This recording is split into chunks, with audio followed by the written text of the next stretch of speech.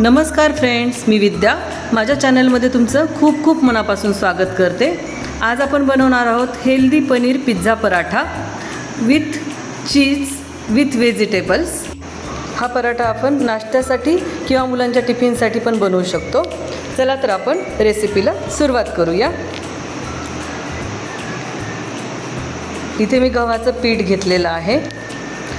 यामध्ये आपल्याला मीठ टाकायचं आहे, चवीपुरतं मीठ टाकायचं आहे आणि थोडंसं तेल टाकायचं आहे. आता थोडं थोडं पाणी टाकून आपल्याला हे पीठ मळून घ्यायचं आहे. याचा गोळा तयार करायचा आहे किंवा डो तयार करायचा आहे.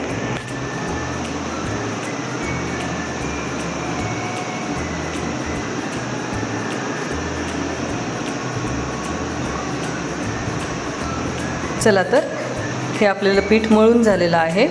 आता हे पीठ आपल्याला थोडंसं वरती तूप टाकायचं आहे, तूप लावून घ्यायचं आहे आणि हे पीठ आपण थोड्या वेळासाठी झाकून ठेवायचं आहे. यानंतर आपल्याला पिझ्झा पराठाचं सारण बनवण्यासाठी मी काही भाज्या कट करून घेतल्या आहेत. सिमला मिरची, कांदा, टोमॅटो आणि गाजर आणि पत्ताकोबी मी किसून घेतलेला आहे.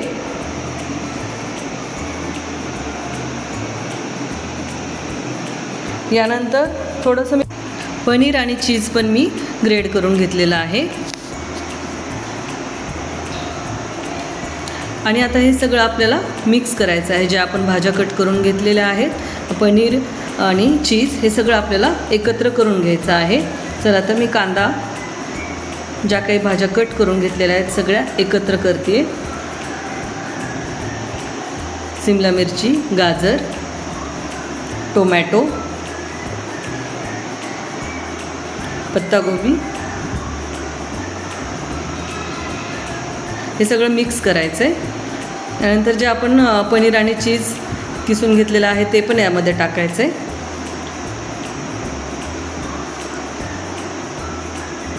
नंतर थोडासा आपण चमच्याने हे एकत्र करून घेऊया.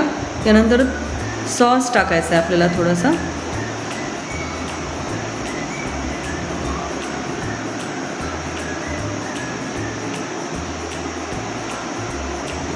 नंतर चिली फ्लेक्स, थोडंसं चिली फ्लेक्स टाकायचं आहे. जसं तुम्हाला तिखट पाहिजे तसं. हा पेरी पेरी मसाला घेतलेला आहे मी. हा पेरी पेरी मसाला पण टाकून घ्यायचा आहे. हा थोडासा चाट मसाला, लाल मिरची पावडर आणि चवीपुरतं मीठ. हे सगळं टाकल्यानंतर आपल्याला हे सगळं व्यवस्थित चमच्याच्या साहाय्याने मिक्स करून घ्यायचं आहे.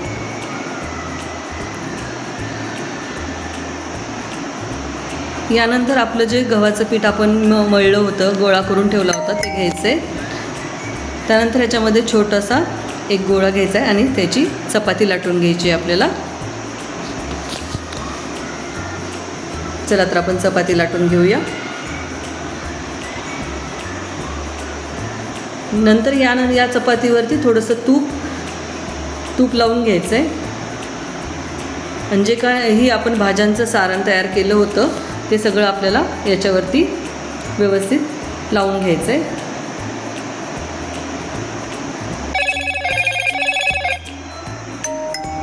हा पराठा मी ट्रायंगल शेपमध्ये बनवणार आहे. तर हे सारण लावतानाच आपण ट्रायंगल शेपमध्ये व्यवस्थित लावून घ्यायचं आहे.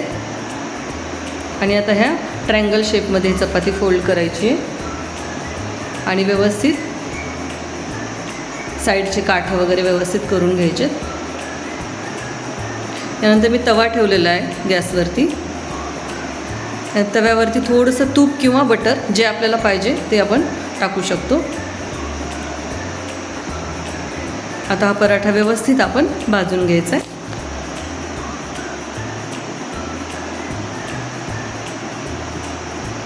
हा पराठा व्यवस्थित भाजून घेतला आहे. आपण हा एका प्लेटमध्ये काढून घेऊया. हा पराठा मी ट्रायंगल शेपमध्ये बनवला आहे. आपल्याला ज्या शेपमध्ये पाहिजे त्या शेपमध्ये आपण बनवू शकतो. आता मी इथे गोल पराठा बनवून दाखवते. गोल पराठ्यामध्ये आपण जसं पुरणाचं सारण भरतो तसं पुरण जसं भरतो तसं हे सारण भरून गोल पराठा आपण बनवू शकतो.